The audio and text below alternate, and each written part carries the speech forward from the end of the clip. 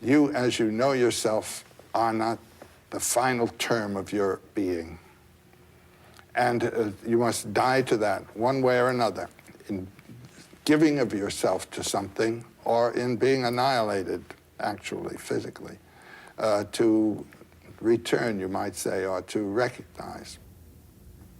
Life is always on the edge of death, always. And one should lack fear and have the courage of life. That's the principal initiation of all of the heroic stories. What's the central story? Do you have a story that's central to this? The Sir Gawain and the Green Knight. The Green Knight, Arthur's court is in session, and there rides into the court on a great big green horse, a giant knight. And the knight says, I have a challenge. I have an adventure. I challenge anyone here to come down here and take this great big axe and cut my head off, and then 1 year from today, meet me at a green chapel, and he tells them roughly where the green chapel is, and I'll cut his head off. And the only knight who had the courage to accept this curious invitation was Gawain. And the knight gets off his horse, sticks out his neck. Gawain comes down with his axe, and there's the head. And then the knight stands up, picks up the head, gets on the horse, and rides off, says, I'll see you in a year. Well, that year, everybody was very generous to Gawain, and he rides off for the year.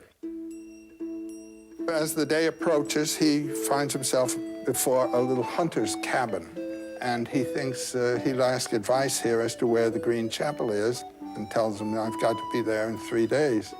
And the hunter greets him, and Gawain tells his story, and the hunter says, well, the Green Chapel, he's just down the way here. It's about a couple of 100 yards. And why don't you just spend the next 3 days with us, and we'll entertain you, and then you can go to this adventure. All right, very well. So the hunter says, well, I've got to go out for the day on the hunt. And he says, you'll spend the night with us, and then in the morning I'll go forth, and in the evening I'll come back, and I'll give everything I will have got during the day to you, and you give to me what you will have got during the day. But in the morning, the hunter rides off, and Gawain's in bed, and in comes the hunter's gorgeous, beautiful wife. And she tickles Gawain's chin and invites him to love. Well, he's an Arthurian knight, a knight of Arthur's court, and to betray his host is the last thing that a knight can submit to, so he resists this woman.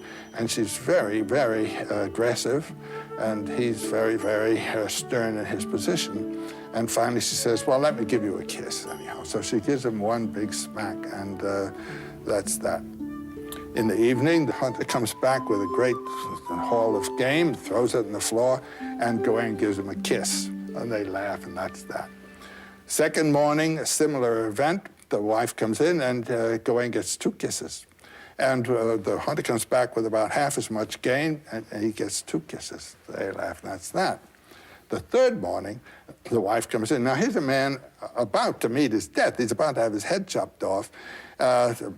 Beautiful woman, the last moment, of the possibility of this wonderful fulfillment. And again, he resists. She gives him 3 kisses and her garter. And she says, this will protect you against any danger. The hunter comes home with just one silly, smelly fox, throws on the ground, and he gets 3 kisses, but no garter. So comes the time now to go and have your head chopped off. Do you see what the tests are of the night here? One is sex, lust, and the other is courage.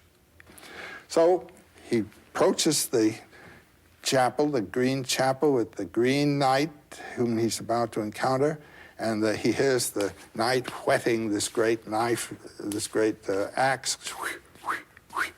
He comes to it, and the knight is there, certainly, the great big green fellow, and he greets him and says, okay, put your neck out there on this block and I'll chop your head off.